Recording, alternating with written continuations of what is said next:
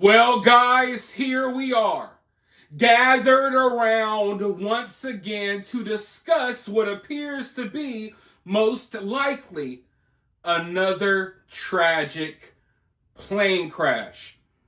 And trust me, I did not want to be here talking about this right now.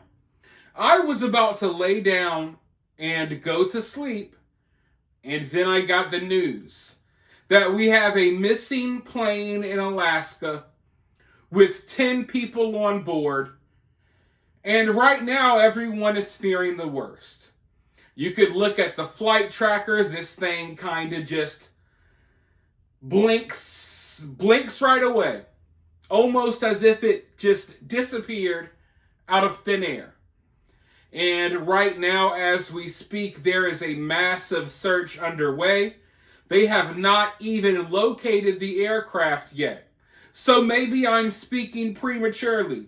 Maybe they're just out there flying around the world, but right now it looks like something tragic happened. And there's severe weather in the area. It's just not looking good, folks. Once again, and it's just like, this has become an everyday routine at this point. You know what I mean? It's like every day, hey, grab your coffee, grab a bagel, and let's talk about the latest plane crash. But you know, this is something that I was spotting for months and months and months. It's just that now all of these chickens have come to roost. I don't even know if that makes sense. Does that saying make sense in this place? I don't know. Like I said, I'm half asleep, guys. I was trying to go to bed, and then the news broke about another plane crash. But I've been, talking about these problems with these airlines and even the manufacturers who are building these airplanes. We've discussed this on this channel. I've really talked about it even more over on X, so go follow me over there. But right now, let's get you up to date with what's going on with this latest plane incident. We can't necessarily call it a plane crash yet. On February 6, 2025 at 4 p.m., AST was contacted by AKRCC in reference to an overdue aircraft. It was reported that a Bering Air Caravan had gone missing while en route from Unalakleet to Nome, with 9 passengers and 1 pilot on board. SAR crews are working to get to the last known coordinates. Updates to follow. Now, the Nome Volunteer Fire Department put out this statement. Search and rescue, active search. We are currently responding to a report of a missing Bering Air Caravan. There were 10 people on board, and aircraft was en route from Unalakleet to Nome. We are currently doing an active ground search from Nome and from White Mountain, and have as much up-to-date information on the events as possible. Due to weather and visibility, we are limited on air search at the current time. National Guard and Coast Guard and troopers have been notified and are active in the search. Norton Sound Health Corporation is standing by. We ask the public to please think of those who may be missing at this time, but due to weather and safety concerns, please do not form individual search parties. Families are encouraged to seek support at Norton Sound Health Corporation. More information will be posted as it is confirmed and comes available. Now, this flight took off from Unalakleet at 2:37 p.m., according to Bering Air Director of Operations David Olson. Data from flight radar shows a Bering Air flight last reporting info at around 3:16 p.m. over the Norton Sound.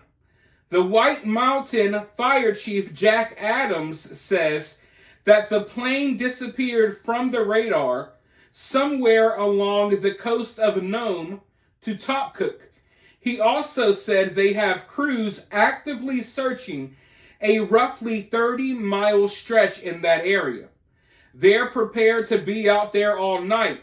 They will search here until they find them or somebody else finds them, Adams said.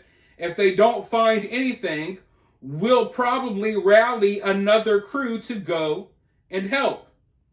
Adams said the sea ice is kind of jumbled and very hard to traverse.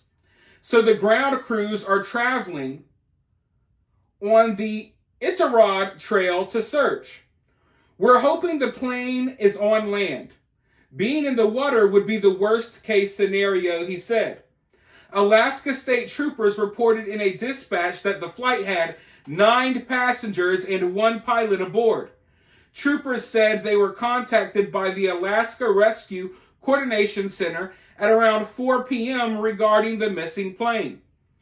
The volunteer department stated it was conducting an active ground search for the communities of Nome and White Mountain, but weather and visibility issues are restricting the air search. Word is all the aircraft are grounded. There's zero visibility. Basically, you can't see anything from the air or the ground. And in the dark, looking for something in zero visibility is a tough job, Adams said.